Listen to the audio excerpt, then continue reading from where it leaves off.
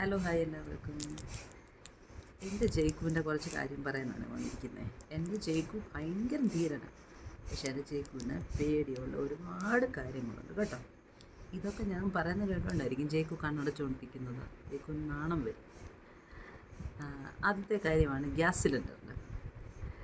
Gas cylinder എൻ്റെ വണ്ടിയുടെ വരുന്ന ശബ്ദം കേൾക്കുമ്പോൾ തന്നെ എൻ്റെ ജയ്ക്കുവിന് പേടി തുടങ്ങും. അതെന്താണെന്നും എനിക്കറിഞ്ഞുകൂടാ. പക്ഷെങ്കിൽ എൻ്റെ ജയ്ക്കുവിനെ ഏറ്റവും അധികം പേടിപ്പെടുത്തുന്ന ഒരു കാര്യമാണ് ഗ്യാസ് സിലിണ്ടർ. നമ്മുടെ വീട്ടിലാണെങ്കിലും ഗ്യാസ് സിലിണ്ടർ ഇരിക്കുന്നതിൻ്റെ അടുത്തോട്ട് വന്നു കഴിഞ്ഞാൽ ജയ്ക്കു അങ്ങോട്ടും ഇങ്ങോട്ടും ഒക്കെ ഒന്ന് നോക്കും.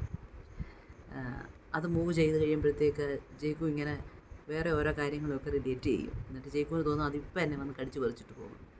അപ്പം അങ്ങനെയാണ് എൻ്റെ ധീരനായ ജയ്ക്കു. തിണ്ണമെടുക്കുകയുള്ളൂ കേട്ടോ. എൻ്റെ കുഞ്ഞിന് ഭയങ്കര തിണ്ണമെടുക്കുക.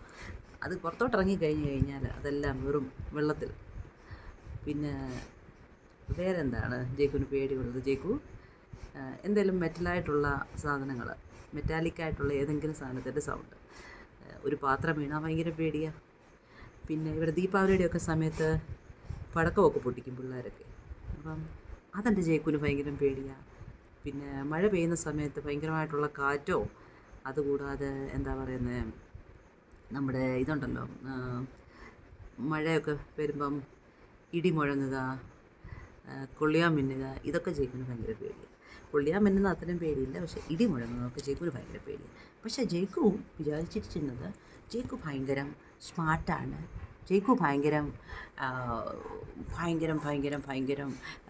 10 പേരെ എടുത്ത് കടിച്ച് നിലത്തിടുന്ന ഭയങ്കര സ്മാർട്ടായ ബോയിയാണെന്നൊക്കെ. പക്ഷേ ജയ്ക്കുവിൻ്റെ ഒറിജിനൽ കളറ് ജയ്ക്കുവിൻ്റെ ഈ അമ്മയ്ക്ക് മാത്രമേ അറിയത്തുള്ളൂ.